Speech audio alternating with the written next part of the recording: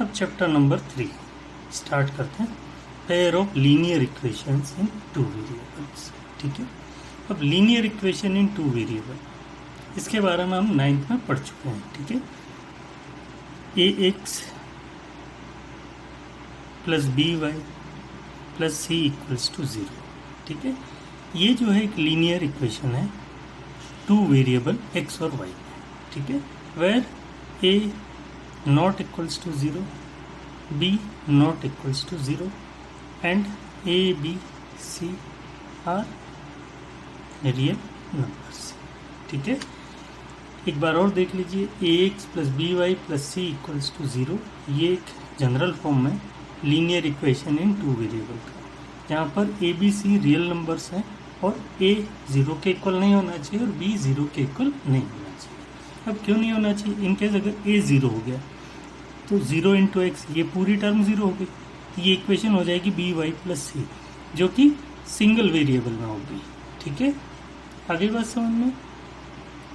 इसी तरह से बी भी 0 नहीं होना चाहिए। अगर बी 0 हो गया तो ये वाली टर्म 0 हो गई, तो A X plus C equals to 0 हो गया, तो ये भी एक सिंगल वेरिएबल में होगी। ठीक है, तो linear equation in two variable के लिए ये कंडीशन होनी जरूरी है। ठीक है, अब हम जो पढ़ेंगे अब pair of linear equation in two variable. अब 10th क्लास में जो है वो क्या है? Pair of linear equations in two variable. तो अब ये किस तरह का होगा? तो देखिए, a1x b1y plus c1 equals to 0, a2x b2y plus c2 equals to 0। अब हमें यहाँ पर कुछ इस तरह का पेयर गिवन होगा। ठीक है, इन्हें सॉल्व करना है। ठीक है, अब सॉल्व करने के जो मेथड है यहाँ पर वो दो मेथड है। फर्स्ट मेथड है अलजेब्रिक मेथड,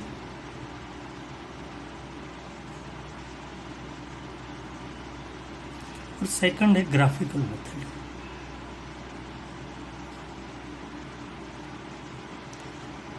ठीक है, अब अलजेब्रिक मेथड्स जो हैं वो भी 3 है। फर्स्ट है सब्स्टिट्यूशन,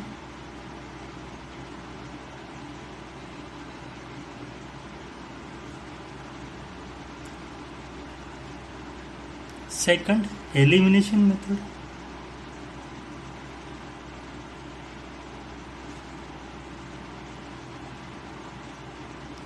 थर्ड जो है क्रॉस मल्टीप्लिकेशन मेथड।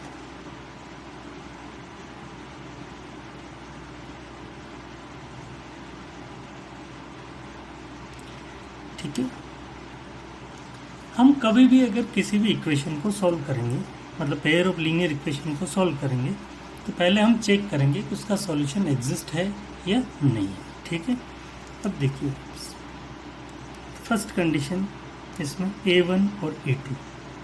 ठीक है, ये रेशियो फाइंड करेंगे। a1 means coefficient of x first equation से, और सेकंड इक्वेशन से कोफिशिएंट ऑफ x, तो ये रेशियो फाइंड कर लेंगे a1 अपॉन a2। इसी तरह से b1 अपॉन b2, ये भी रेशियो फाइंड कर लेंगे। अगर ये रेशियो इक्वल नहीं आता है, ठीक है, अगर ये रेशियो इक्वल नहीं आता है तो इस केस में होगा यूनिक सॉल्यूशन। क्या होगा? Unique solution. ठीक है, और ये जो सिस्टम होगा वो कंसिस्टेंट होगा। और अगर इस केस में अगर ग्राफ ड्रॉ करते हैं, मतलब अगर इक्वेशन को ग्राफिकल मेथड से सॉल्व करते हैं, तो ये लाइंस होगी इंटरसेक्टिंग लाइंस। क्या होगी? Intersecting lines. मतलब इस कंडीशन में अगर ग्राफ ड्रॉ करेंगे तो लाइंस क्या करेगी? इंटरसेक्ट करेगी। सेकंड देखिए, a1 upon a2 b1 upon b2, अगर ये दोनों इक्वल हो गए, ठीक है, a1 अपॉन a2 और b1 अपॉन b2 इनकेस अगर इक्वल हो गए, फिर हमें देखना पड़ेगा कि ये c1 अपॉन c2 के इक्वल है या इक्वल नहीं है। इनकेस अगर ये तीनों ही इक्वल है, तो ऐसे केस में इनफाइनाइटली मेनी सॉल्यूशंस होगा। ठीक है, क्या होगा? इनफाइनाइटली मेनी सॉल्यूशंस, क्योंकि इस केस में क्या होगा? दोनों जो लाइंस है, मतलब जो पेयर है, वो सिंगल लाइन को रिप्रेजेंट करेगा। ठीक है, ऐसे में भी सिस्टम कंसिस्टेंट होगा। अब इस कंडीशन में इस सिस्टम को डिपेंडेंट भी बोल सकते हैं। ठीक है। और इनकेस अगर इनकी लाइन ड्रॉ करेंगे, ग्राफ ड्रॉ करते हैं, ठीक है, तो वो कोइंसिडेंट लाइंस आती है। क्या आती है? Coincident lines. ठीक है, मतलब दोनों इक्वेशन से एक ही लाइन आएगी, मतलब एक लाइन के ऊपर अगर दूसरी लाइन आ जाती है तो वो कोइंसिडेंट लाइंस होती है। ठीक है, तो दोनों से क्या होगी? सिंगल लाइन ही आएगी। ठीक है। अब थर्ड है a1/a2 equals to b1/b2 but not equals to c1/c2 है। ऐसे केस में नो सॉल्यूशन, मतलब कोई भी सॉल्यूशन नहीं होगा। अब ये जो सिस्टम होगा इनकंसिस्टेंट हो जाएगा। ये जो सिस्टम होगा वो क्या होगा? इनकंसिस्टेंट। और ऐसे केस में जो लाइंस आएगी वो पैरेलल लाइंस आ जाएगी। क्या आ जाएगी? Parallel lines. ठीक है, अगर इस केस में अगर ग्राफ ड्रॉ करेंगे तो लाइंस क्या आएगी? पैरेलल। ठीक है, अब आप देखिए एक्सरसाइज 3.1। ठीक है, क्वेश्चन नंबर फर्स्ट देखिए। Aftab tales his daughter 7 years ago I was 7 times as old as you were then. Also 3 years from now I shall be 3 times as old as you will be. Represent this situation algebraically and graphically. ठीक है, अब हमें ये एक word problem given है, इसे हमें क्या करना है? अलजेब्रिकली और ग्राफिकली रिप्रेजेंट करना है। ठीक है, तो हम क्या करते हैं? पहले इसको एज्यूम कर लेते हैं। Let Aftab's present age be x years। ठीक है, इसकी एज क्या एज्यूम कर ली? x years। And his daughter's present age be y years। ठीक है, अब क्वेश्चन के अकॉर्डिंग देखते हैं। Aftab tales his daughter 7 years ago I was 7 times as old as you were then। ठीक है, तो आफ्ताब अपनी डॉटर से कह रहा है 7 years ago मैं तुम्हारे से 7 times था। ठीक है, तो अब हम एज्यूम कर लेते हैं 7 years ago Aftab's age was, अभी कितने का है? x, तो 7 years ago means x minus 7 years हो जाएगी उस समय की एज। ठीक है, and 7 years ago Aftab's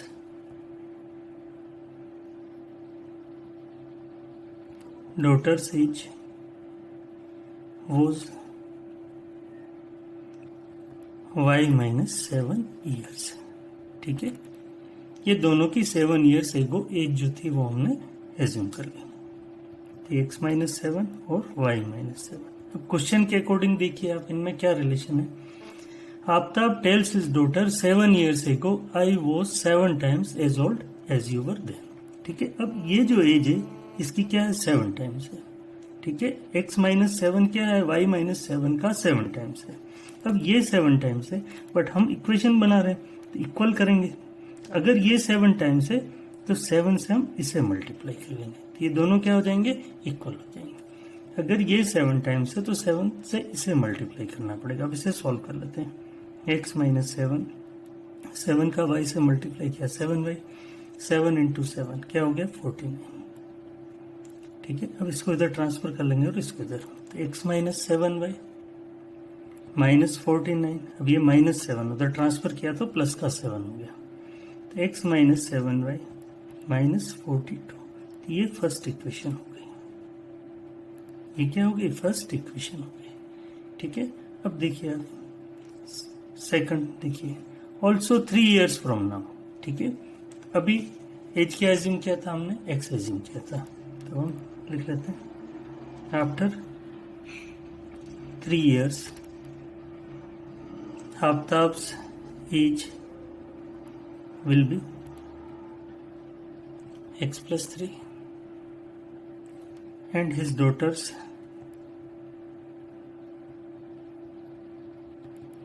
age will be y plus 3। ठीक है, देखिए आप 3 years from now I shall be 3 times as old age you will be. मतलब आफ्ताब अपने डॉटर को कहता है कि 3 साल बाद मैं तुम्हारे से 3 टाइम्स रह जाऊंगा। ठीक है, तो अब दोनों की 3 इयर्स बाद की एज हमने एज्यूम कर ली। तो ये आफ्ताब की x+3 है और डॉटर की y+3 है। अब ये 3 टाइम्स रह जाएगा तो हम 3 से मल्टीप्लाई इधर कर लेंगे। अगर ये 3 टाइम्स रह जाएगा तो हम इसे 3 से मल्टीप्लाई कर लेंगे। तो x+3 3 से मल्टीप्लाई कर लिया, 3y, 3 इंटू 3 क्या हो गया 9, x माइनस 3y ट्रांसफर कर लिया 3y को इधर 9, ये +3 उधर ट्रांसफर किया तो -3, तो x माइनस 3y 9 माइनस 3 कितना हो गया 6। ठीक है, तो ये हमने क्या कर लिया, दोनों इक्वेशन को एल्जेब्रिकली रिप्रेजेंट कर लिया। ठीक है, इन दोनों को हमने क्या कर लिया, एल्जेब्रिकली रिप्रेजेंट कर लिया। अब हमें क्या करना है, इनको ग्राफिकली रिप्रेजेंट करना है इस प्रॉब्लम को। ठीक है, तो ग्राफिकली रिप्रेजेंट करना है तो इनके लिए हमें 2 सॉल्यूशंस फाइंड करने पड़ेंगे, तभी हम ग्राफ ड्रॉ कर पाएंगे। ठीक है, तो अब हम क्या करेंगे, इनके 2 सॉल्यूशंस फाइंड कर लेते हैं। ठीक है, अब 2 सॉल्यूशंस इनके फाइंड करने हैं, तो आपकी जो इच्छा हो वो कोई भी सॉल्यूशन हो सकता है। ठीक है, तो पहले हम क्या कर लेते हैं, x के प्लेस पे 0 पुट कर लेते हैं। ठीक है, x 0 पुट किया, ये हो गया 0 minus 7y minus 42, minus 7y minus 42, ये माइनस माइनस प्लस हो गया, तो y क्या हो जाएगा 42/7, कितना हो गया 6। तो ये फर्स्ट सॉल्यूशन हो गया।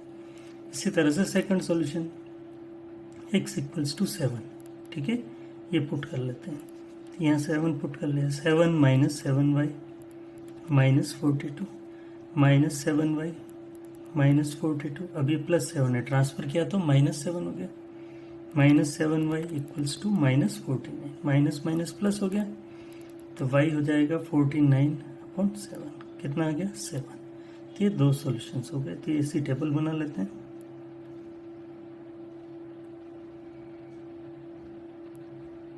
x और y, फर्स्ट सॉल्यूशन क्या था, x 0 पुट किया था तो y 6 आया। सेकंड x के प्लेस पे 7 पुट किया था तो y क्या है 7। तो ये इसके 2 सॉल्यूशंस हो गए। इसी तरह से इसके भी 2 सॉल्यूशन फाइंड कर लेते हैं। x इक्वल्स टू 0 पुट कर लेते हैं, तो 0 minus 3y equals to 6, minus 3y equals to 6, तो y क्या हो जाएगा 6/-3, कितना हो गया -2।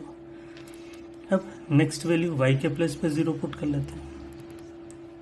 ठीक है, कोई ज़रूरी नहीं है, आपकी जो इच्छा है वो वैल्यू पुट कर सकते हो। ठीक है, तो मैंने y को 0 कर लिया, तो x 3 into 0 equals to 6, 3 into 0 क्या हो गया 0, तो x इक्वल्स टू क्या हो गया 6। तो इसके भी ये 2 सॉल्यूशंस हो गए।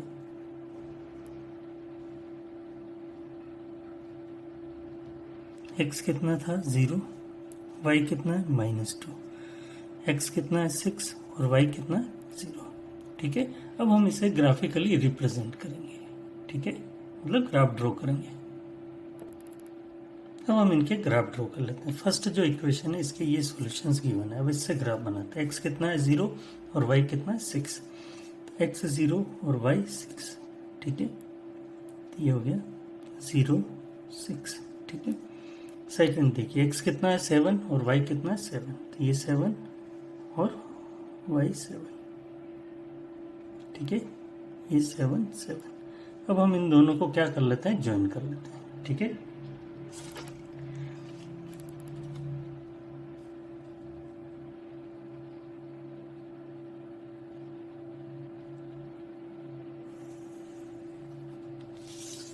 ठीक है, तो ये इस फर्स्ट इक्वेशन का ग्राफिकली रिप्रेजेंटेशन हो गया। x minus 7y equals to -42 क्या हो गया, फर्स्ट इक्वेशन का ग्राफिकली रिप्रेजेंटेशन। इसी तरह से सेकंड इक्वेशन का x कितना है 0 और y कितना है -2। ठीक है, x कितना है 0 और y कितना है -2, तो ये यहाँ पर हो गया। अब देखिए आप, x कितना है 6 और y कितना है 0, तो 1 2 3 4 5 6, x 6 ये हो गया और y 0, तो यही आ जाएगा। ठीक है, तो इसी तरह से इन दोनों को भी ज्वाइन कर लेंगे। ठीक है,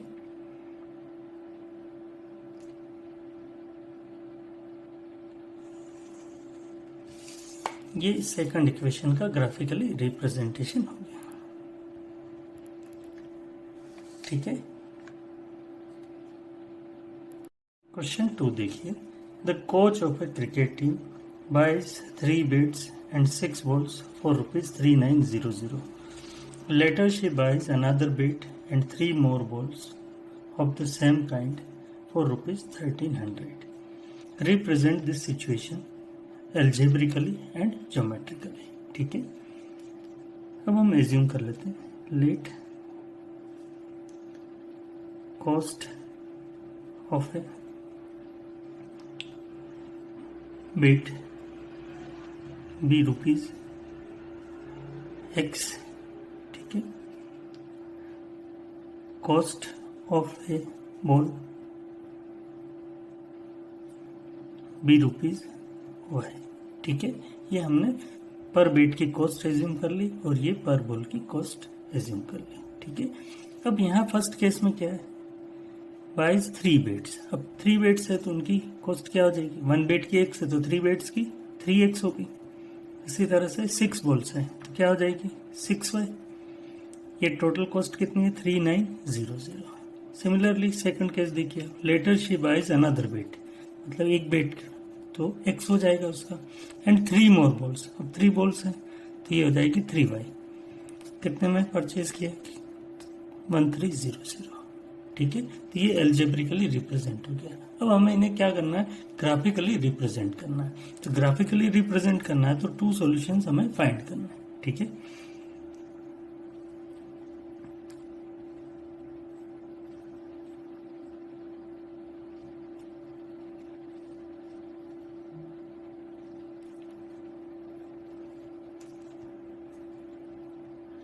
ठीक है, 2 सॉल्यूशंस इनके फाइंड करना है। तो फर्स्ट में क्या कर लेते हैं, x इक्वल्स टू 0 पुट कर लेते हैं। x 0 पुट कर लिया तो 3 इंटू 0 0 हो गया, तो क्या हो गया 6y इक्वल्स टू 3900। y कितना हो जाएगा 3900 अपॉन 6, तो डिवाइड कर लेंगे तो कितना आ गया 650, ठीक है। अब सेकंड y के प्लेस पे 0 पुट कर देते हैं, तो 3x, अब 6 इंटू 0 0 हो गया तो ये टर्म लिखना नहीं, तो इक्वल्स टू क्या हो गया 3900। तो x कितना हो जाएगा 3900 अपॉन 3 से डिवाइड कर लेंगे तो क्या हो जाएगा 1300। तो ये फर्स्ट सॉल्यूशन क्या हुआ, x 0 पुट किया तो y की वैल्यू क्या हो गई 650, और सेकंड y 0 पुट किया तो x कितना हो गया 1300। अब इस इक्वेशन के लिए 2 सॉल्यूशंस फाइंड कर लेते हैं, ठीक है। इसमें क्या पुट कर लेते हैं, y इक्वल्स टू 0 पुट कर लिया, जैसे y 0 पुट किया तो 3 इंटू 0 क्या हो गया 0, तो x कितना हो गया 1300, ठीक है। इसी तरह से y इक्वल्स टू 100 पुट कर लिया, तो x plus 3 into 100 equals to 1300, तो x प्लस 300 इक्वल्स टू 1300। तो x कितना हो जाएगा 1300, 300 को ट्रांसफर किया तो -300 हो गया, तो x कितना हो गया 1000, ठीक है। x कितना हो गया 1000। तो ये 2 सॉल्यूशन हो गए, 0 पुट किया तो x का वैल्यू 1300 है, और ये 100 पुट किया तो ये आ गया 1000, ठीक है। अब हम इनका क्या कर लेंगे, ग्राफ ड्रॉ कर लेते हैं, ठीक है। देखिए फर्स्ट सॉल्यूशन क्या है 0 और 650, तो x 0 है और y कितना है 650, 600 ये 650 हो गया। सेकंड x कितना है 1300, ठीक है, ये 1300 हो गया, और y कितना है 0, ये ठीक है, ये a पॉइंट और ये b पॉइंट, ठीक है। तो ये मैंने a लिख दिया और ये b लिख दिया। अब इनको ज्वाइन कर लेते हैं, ठीक है।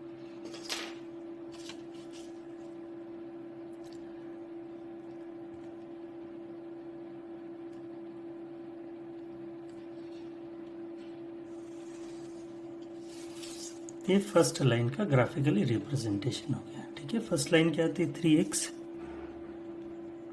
प्लस 6y इक्वल्स टू 3900, ठीक है। अब इसी तरह से सेकंड लाइन को ग्राफिकली रिप्रेजेंट करते हैं। फर्स्ट सॉल्यूशन इसका 1300 और 0, तो x कितना है 1300 और y क्या है 0, तो ये यहीं आ जाएगा, और x कितना है 1000 और y कितना 100, x ये रहा 1000 और वाई कितना 100, ये ठीक है। तो ये ग्राफ इस तरह से ड्रॉ हो जाएगा।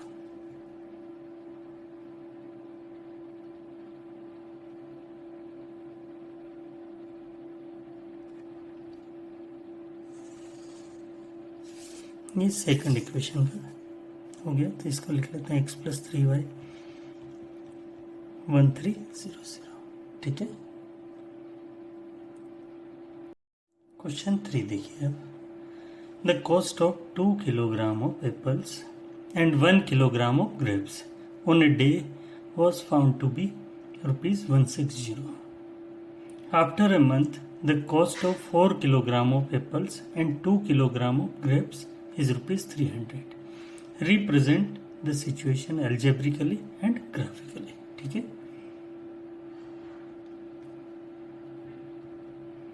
अब एज्यूम कर लेते हैं, let cost of apples be rupees x per kilogram and cost of grapes be rupees y per kilogram, ठीक है। क्वेश्चन के अकॉर्डिंग देखिए आप, फर्स्ट केस में क्या गिवन है, द कॉस्ट ऑफ 2 किलोग्राम। अब 1 किलोग्राम का x है तो 2 किलोग्राम का 2x हो जाएगा, एंड 1 किलोग्राम ऑफ ग्रेप्स। अब 1 किलोग्राम ग्रेप्स का कितना है y, तो y। अब दोनों का टोटल कॉस्ट कितना है 160, तो इक्वल्स टू क्या लिख लिया 160, ठीक है। इसी तरह से सेकंड केस में देखिए, after a month the cost of 4 kilogram of apples. 1 kilogram का x एज्यूम किया तो 4 किलोग्राम का 4x हो जाएगा। अब 2 किलोग्राम ग्रेप्स का क्या हो जाएगा 2y। अब टोटल कॉस्ट कितना गिवन है इनका 300। तो ये हमने क्या कर लिया, एल्जेब्रिकली इनको रिप्रेजेंट कर दिया। अब हमें क्या करना है, इनको ग्राफिकली रिप्रेजेंट करना है, तो उसके लिए 2 सॉल्यूशंस फाइंड करने पड़ेंगे, ठीक है। तो देख लीजिए आप,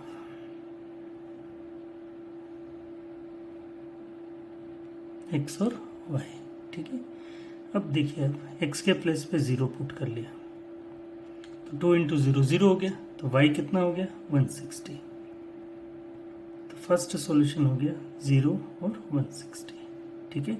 इसी तरह से y इक्वल्स टू 0 पुट कर लिया तो क्या हो गया 2x इक्वल्स टू 160, तो x हो जाएगा 160/2 मीन्स 80, ठीक है। तो ये 0 है तो ये कितना है 80, ठीक है। तो ये इसके 2 सॉल्यूशन हो गए। इसी तरह से इसके 2 सॉल्यूशन फाइंड कर लेते हैं।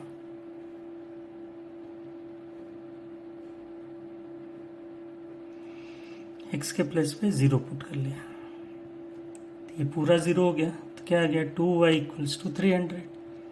तो y कितना हो जाएगा 300/2, कितना हो गया 150। Next y equals to 0 put कर लेते हैं, तो ये हो जाएगा 4x 2 इंटू 0 0 हो गया, तो इक्वल्स टू 300 हो गया। तो x कितना हो गया 300/4 मीन्स 75। तो ये x y ये सारे सॉल्यूशंस लिख लेते हैं, 0 150 0 और 75। अब इनका ग्राफ ड्रॉ कर लेते हैं, ठीक है। अब हम फर्स्ट इक्वेशन का ग्राफ ड्रॉ करते हैं, ठीक है। क्या पॉइंट है 0 और 160, x 0 है और y का वैल्यू क्या है 160। ये देखिए x 0 और y 160, ये एक पॉइंट हो गया, ठीक है। x 0 और y 160। सेकंड पॉइंट देखिए आप, x कितना 80 और y कितना 0, x 80 हो गया और y 0। अब हम इसे ज्वाइन कर लेते हैं, ठीक है। इसे ज्वाइन कर लिया, ठीक है। तो ज्वाइन करने पर ये लाइन इस तरह से होगी। अब इसको हम लिख लेते हैं 2x + y इक्वल्स टू 160, ठीक है। अब इनको पॉइंट्स को लिख लेते हैं, ये a पॉइंट है और ये b, तो ये a से रिप्रेजेंट कर दिया और इसे b से। इसी तरह से अब हम सेकंड इक्वेशन का ग्राफ ड्रॉ कर लेते हैं, ठीक है।